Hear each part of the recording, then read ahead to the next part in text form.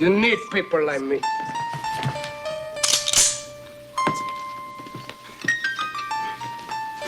You need people like me so you can point your fucking fingers.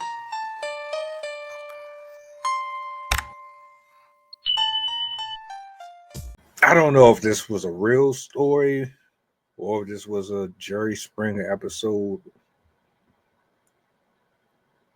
but we gotta talk about it. I just finished watching a video and it was in a reaction to tonight's conversation. Now, tonight's conversation typically has 5 to 7 people on their show. They go from city to city. They have a pretty decent following. If you want to be a part of the audience, there's tickets, etc., etc. They've built their brand to the point to where they can actually go to venues and sell out. Then they sit up there on the stage. You have a few men, you have a few women. Some of them were already notable on the panel. Some of them are guests that come on. And they pretty much do relationship um, topics, so on and so forth. For those of you who are not familiar with tonight's conversation, it is an actual show. You can type it in, it'll pull up. If you are curious to know what I'm referring to, you'll see it. I've done a couple of reactions to the show, particularly Keita Rose, Randy Rosario, um, and this particular episode, prior to the drama with Keita Rose and the other women on the show, Six to God is all them.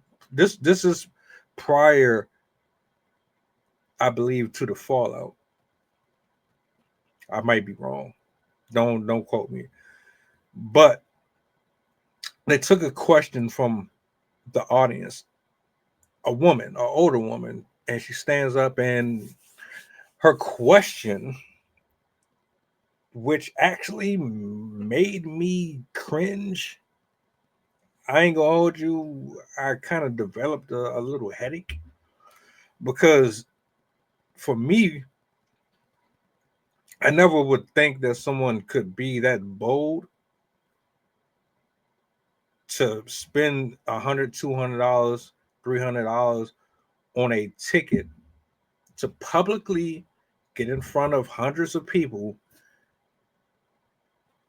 and on top of that, a panel of 7 men and women to publicly embarrass and humiliate your spouse. She got up there and her question was, how can I get my husband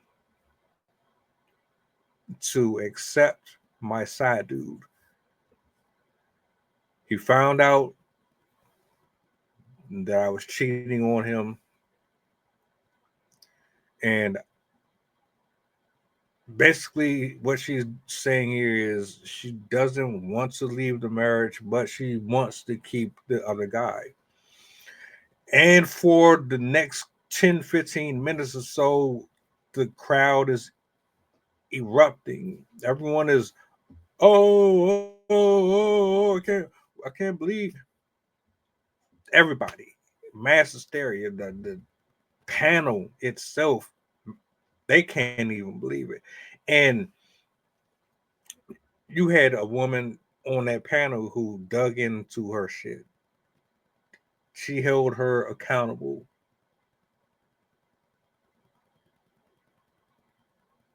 I don't know how the entire show went based on what I watched. One woman said, look, You disrespected your vows, your husband, your character is in question, and what are you doing here, basically? You know what I'm saying?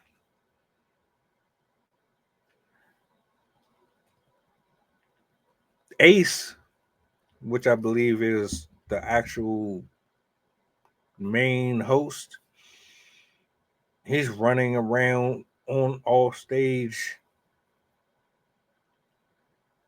He gives his 2 cents. It's a circus. It's a whole circus. It was so messy.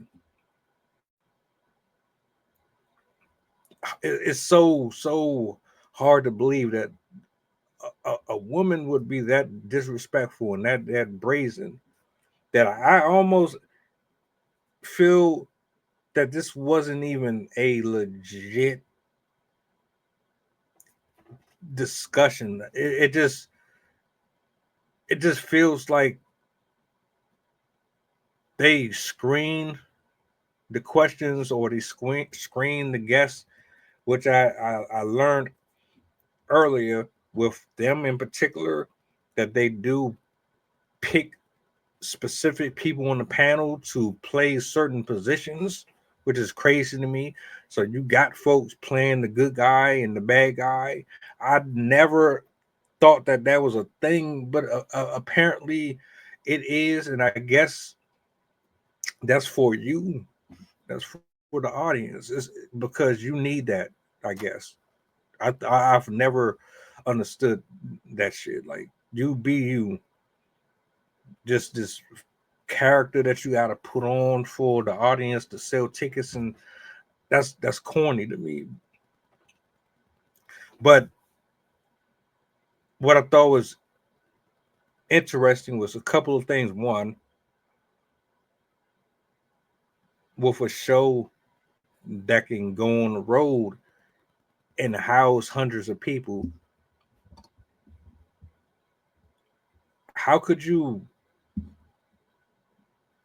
allegedly stage these dialogues and then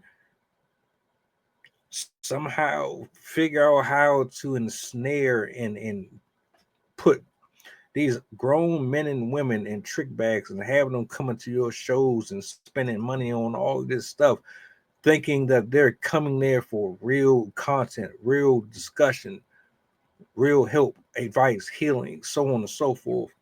The whole time, y'all just plan out how you're gonna fake real life situations.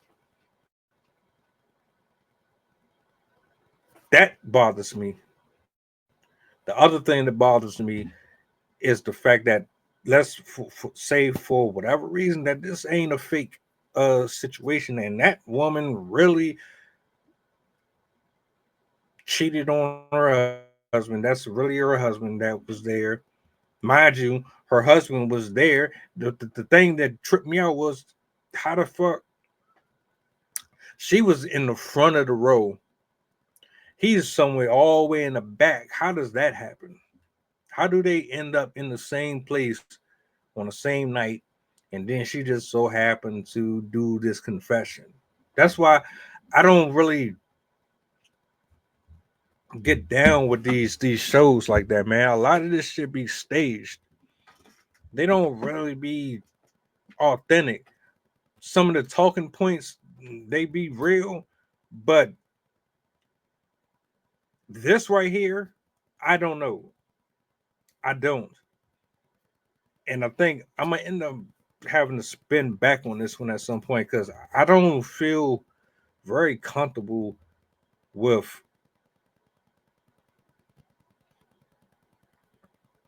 allowing something to be perpetuated to be true that is not.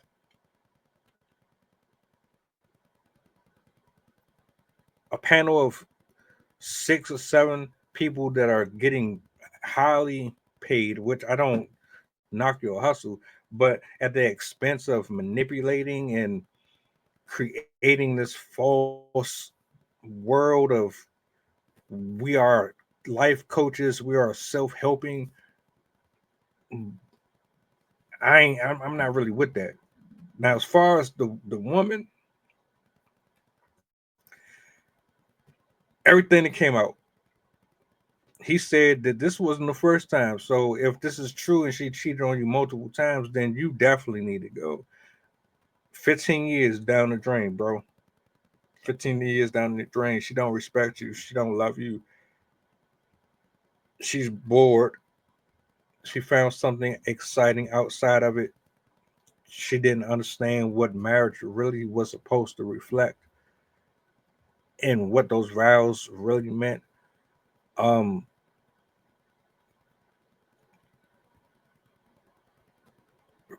Even for her to even go on national television to do this right here, I would have already done packed up my. By the time she got back into the house, either her shit was gonna be out the door or I was gonna be out the door. All my stuff would have. I've seen the videos where the nigga then took the carpet up. He done took the paintings. He took the fucking salt out the salt shaker, all that. I would have done took up everything that I paid for. Ain't no fucking way in the world. But yeah, this episode right here was trippy. I saw this, I saved it the other day. I never got around to speaking on it, but it was like, damn. This, and then after I watched it, it's like this can't, either this is real or it's just so like outrageously real that it's fake. I don't know. I don't know. That's trifling as hell though, on both fronts. It's trifling if it's staged. It's trifling if it isn't staged.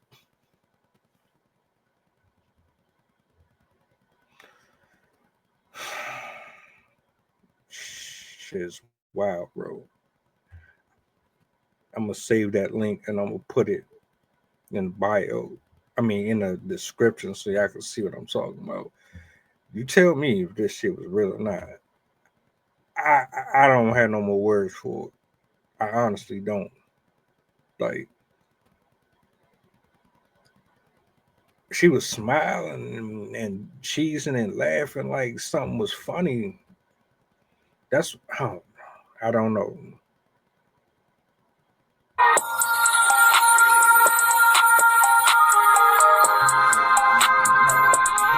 Merry Christmas, filthy animals.